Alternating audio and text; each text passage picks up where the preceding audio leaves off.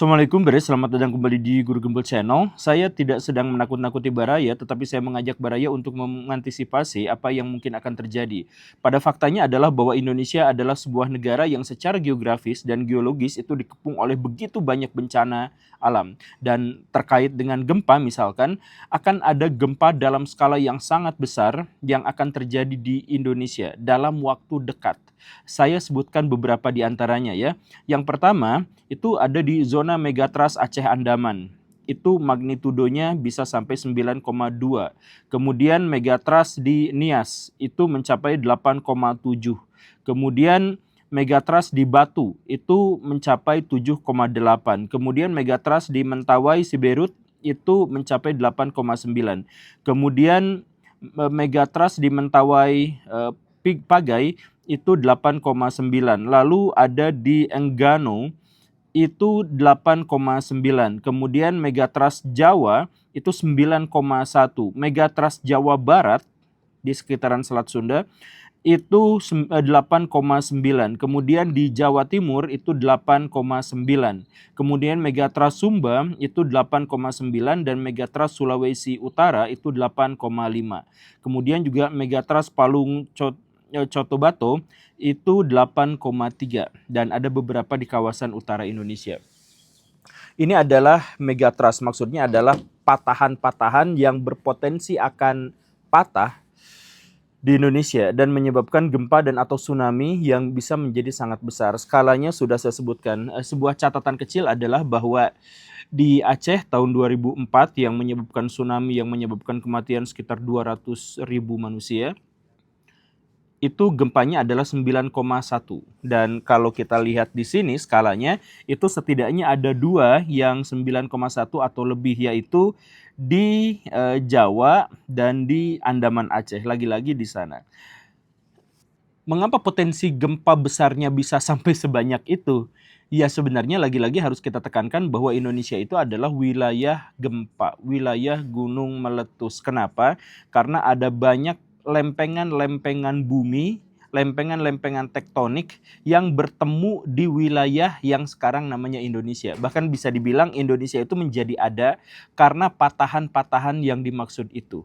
Nah, patahan-patahan yang dimaksud itu kan saling bergerak satu sama lain, bergesekan, menjauh, mendekat, dan lain sebagainya, yang di Indonesia itu menyebabkan sekitar 10.000 kali gempa dalam setiap tahunnya. Di tahun yang lalu, dari 10.000 sekian gempa yang terjadi, itu ada 219 gempa yang terjadi yang di atas magnitudo 5,0. Begitu. Nah, kenapa sih bisa seperti itu? Ya, penjelasan ringkasnya adalah kan bumi itu ada inti yang sangat padat, kemudian ada astenosfer yang cair yang melingkupinya. Nah, astenosfer cair ini mengalir bergejolak karena di tengahnya sangat panas dan di luarnya lebih dingin, sehingga lapisan astenosfer yang cair itu mengalir dari bawah ke atas, ke bawah lagi, sama seperti kurang lebih air mendidih. Begitu kan? Nah, karena bagian atasnya itu adalah kulit bumi yang sangat keras, kulit bumi yang sangat keras ini akhirnya didorong untuk ikut bergerak seperti cairan di bawahnya. Karena itulah terjadi patahan. Nah, patahan-patahan inilah yang ada tepat di bawah Indonesia dan bahkan Indonesia terbentuk oleh patahan-patahan itu. Begitu kan? Nah, kalau kita mendengar bahwa Indonesia diguncang gempa 10.000 kali dalam satu tahun, maka itu sebenarnya adalah sebuah kebaikan. Berarti sering. Nah, maksudnya kalau sering gempa bagus tuh gimana? Maksudnya berarti gempa itu tidak akan terlalu besar karena setiap patahan ngik patah gitu, ngik patah, patah, patah gitu ya. Jadi tidak terlalu besar tapi sering. Nah, tapi masalah utamanya adalah bahwa gempa kita itu bukan hanya sering, tetapi juga ada di antaranya yang sangat besar. Sangat besar tuh maksudnya gini, ketika ada dua lempeng tektonik misalkan bertemu, ngik, kalau patah lagi berarti kecil. Kalau ngik sampai tinggi baru patah cetrak gitu. Nah, itu gempanya kan besar sekali. Nah, sayangnya dari semua data yang saya sebutkan di atas itu adalah potensi-potensi gempa yang sangat besar karena memang pergerakan di sana itu sudah ada di titik puncaknya. Misalkan yang di Sunda, pertemuan dua lempeng yang terjadi itu tidak menyebabkan kepatahan sejak tahun 1757. Berarti ini udah ada di puncak banget dan kita nggak tahu kapan, tapi ini seharusnya dalam waktu yang sangat dekat, itu akan benar-benar patah dan menghasilkan skala magnitudo yang sangat besar. Atau yang di Mentawai, Mentawai Siberut, itu sejak tahun 1797, nggak patah-patah. Ya artinya ya seperti yang barusan kita ilustrasikan, ini gini kalau patah sih sering gitu, ya udah syukur. Ini mau gini trek, sekalinya patah, luar biasa. Dan ini mengerikan. Nah, masalah utamanya adalah bahwa dari sekian banyak potensi gempa yang terjadi di Indonesia, nampaknya kita tuh cukup bermalas-malasan untuk tidak mau melakukan mitigasi dan antisipasi. Bahkan kurikulum-kurikulum di sekolah kita tidak mengajarkan secara layak mitigasi bencana gempa. Misalkan ya, saya ilustrasikan kurang lebih seperti inilah. Di Aceh tahun 2004 itu ada gempa yang besar sekali, 9,1 magnitudo. Dari situ berapa jumlah korbannya? Sekitar 200.000 manusia. Lalu di tahun 2011 ada gempa besar di Jepang sebelah timur, yang menyebabkan kematian sekitar 18.000 orang. Nah, dua kekuatan gempa itu relatif sama, kurang lebih 9,1, 9,2, kurang lebih relatif sama. Dan di Jepang itu menghantam kawasan yang jauh lebih padat penduduk, kawasan perkotaan. Tetapi luar biasanya adalah saya mohon maaf ya, ini menganggap kematian sebagai statistik, tapi saya mohon maaf, tapi ini harus disebutkan. Tapi kematian di Jepang itu hanya 18.000 orang, sedangkan di Aceh itu 200.000 orang. 10 kali lipat. Kenapa bisa seperti itu? Karena di Jepang ada antisipasi, di Jepang ada mitigasi, dan itu dimulai sejak mereka sekolah. Di sekolah-sekolah di Jepang itu bangunan-bangunannya sudah disesuaikan untuk berhubungan dengan gempa. Kemudian dari mulai koridornya, dari mulai WC-nya, atap, plafon, dan sebagainya, itu sudah disesuaikan dengan mitigasi gempa. Bahkan anak-anak di sana minimal banget 2 kali dalam setahun itu melakukan simulasi gempa. Jadi ada alarm, kemudian mereka harus pergi kemana, harus melakukan apa dan sebagainya, mereka sudah tahu. Bahkan simulasi-simulasi itu disamarkan sampai antara gempa dan tidak gempa, anak-anak itu tidak mengetahui mana yang gempa dan mana yang tidak. Pokoknya hanya untuk membiasakan. Bahkan kalau Baraya cek tas anak di Jepang yang kotak gitu, nah itu tuh memang didesain untuk bisa melindungi anak-anak kalau terjadi gempa. Dan atau untuk membuat mereka lebih bertahan setelah gempa. Itu memang sudah diperhitungkan semuanya. Nah, kalau di Indonesia, kapan Baraya pernah mengalami terakhir kali simulasi gempa? Saya guru geografi dan saya melihat waktu saya ngajar SMP dan SMA itu memang ada mitigasi gitu ya. Mitigasi gempa itu seperti apa.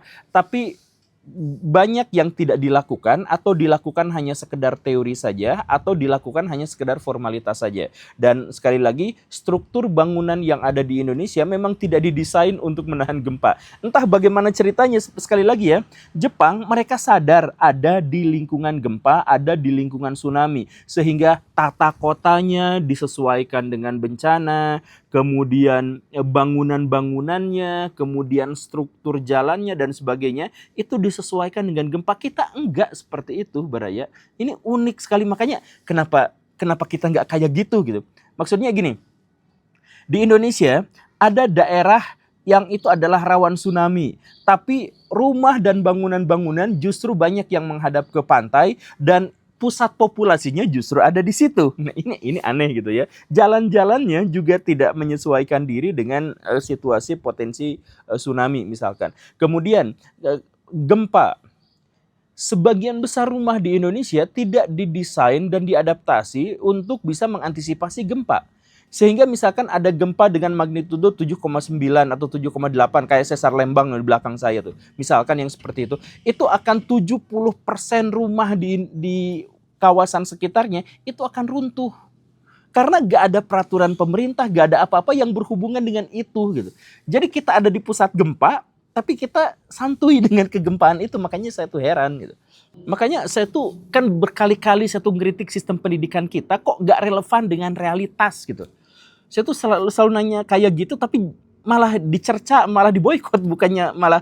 Jadi gini misalkan ya.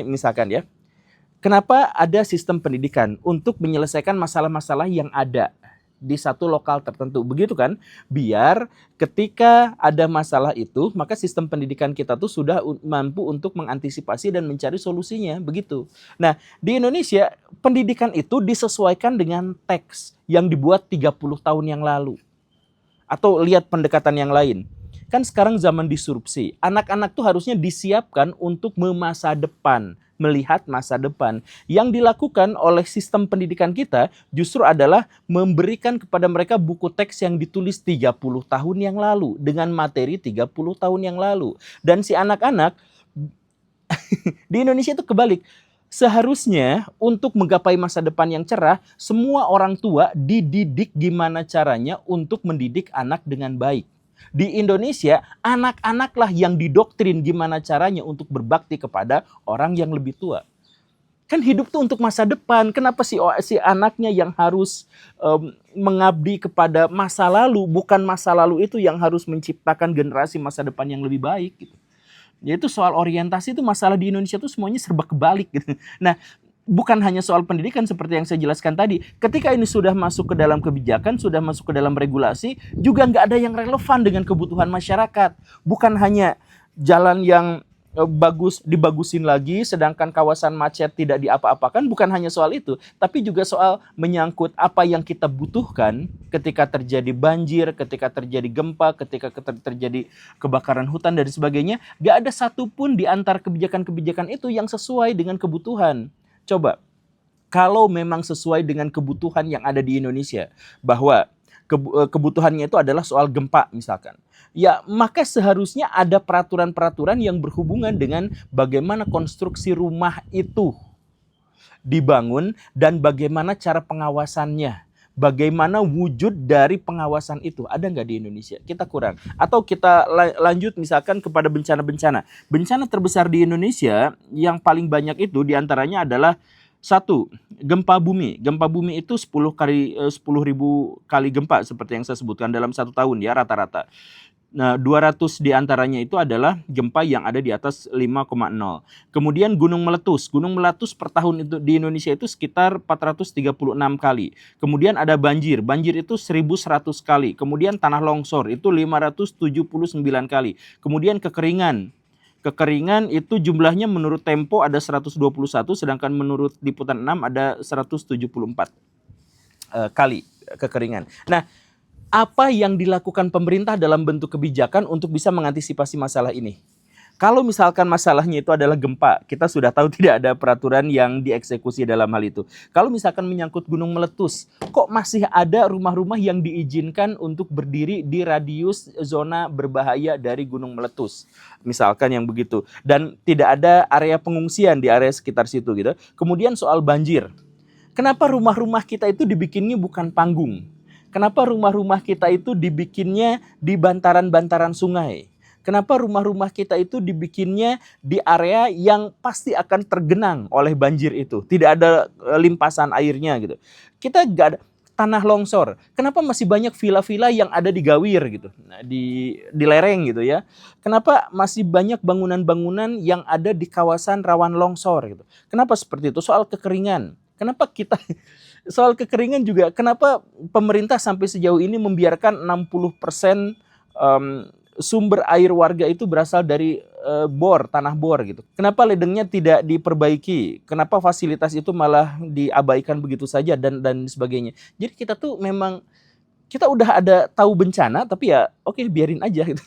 Maksud saya gini kan, bencana alam itu dalam perspektif lingkungan itu tidak pernah menjadi sebuah bencana. Bencana itu istilah manusia aja. Kalau kita melihat bencana yang dimaksud itu sebenarnya adalah siklus. Gunung meletus itu siklus. Gempa bumi itu siklus. Ya kurang lebih kayak hujan. Siklus itu juga siklus. Semuanya siklus. Yang menjadi masalah itu adalah ketika manusia ada di area itu. Dan karena manusia ada di area itu, maka seharusnya manusia beradaptasi terhadap potensi bencana dalam perspektif mereka. Begitu kan? Dan luar biasanya adalah negara-negara luar bikin rumah, bikin tata kota itu disesuaikan dengan potensi gempa, potensi bencana, kemudian nenek moyang kita bahkan melakukan hal yang sama. Misalkan di kawasan yang rawan banjir dan kawasan yang mendorong mereka untuk selaras dengan alam, mereka bikin rumah tuh panggung. Di kawasan yang rawan longsor dan kawasan yang rawan banjir bandang, biasanya masyarakat itu punya mitos tentang hutan larangan. Dan biasanya itu tuh ada di bagian atas, ada di bagian pegunungan dan perbukitan dari pemukiman itu. Di area yang dekat dengan kawasan kekeringan dan atau tsunami, masyarakat di sana itu mengembangkan ilmu astronomi. Misalkan, oh ini bakal terjadi hujan, bakal banjir tahun segini, bulan segini, dengan bantuan bintang. Jadi nenek moyang kita tuh sudah melakukan itu semua. Sudah beradaptasi dengan lingkungan plus bagaimana cara mereka mengantisipasi bencana. Kenapa kita sekarang enggak di sini gitu? Guru mana sekarang yang ngajarin bagaimana menghadapi banjir, kalau kebanjiran gimana caranya, ada simulasi dan sebagainya. Kapan? Di mana? Kan jarang sekali yang seperti itu. Nah ini makanya kita tuh heran gitu. Pemerintah kita, kurikulum kita, tenaga pengajar kita, dan lain sebagainya, nampaknya memang tidak serius menghadapi bencana. Paling ujungnya adalah ini takdir. Dan kita tidak akan minta maaf. Bahkan presiden kita berencana untuk menanam sawit jauh lebih banyak lagi di hutan-hutan kita, termasuk hutan Papua. Pak Presiden, please belajar, Pak. Tolong belajar, bukan belajar bisnis saja, Pak. Bukan belajar bisnis, wah saya sebagai presiden punya kekuatan besar untuk melebarkan bisnis saya. Bukan itu, Pak. Bukan belajar di bidang itu, tapi belajar di bidang bahwa sawit itu memang pohon dan memang ada daunnya. Tapi tolong belajar soal lingkungan, belajar biologi aja, Pak. Ya, agar kita semua tidak mendapatkan bencana yang besar dan agar kita memiliki peluang yang lebih baik kalau kita menghadapi bencana. Terima kasih karena sudah menyimak. Saya Guru Gembul. Assalamualaikum warahmatullahi wabarakatuh.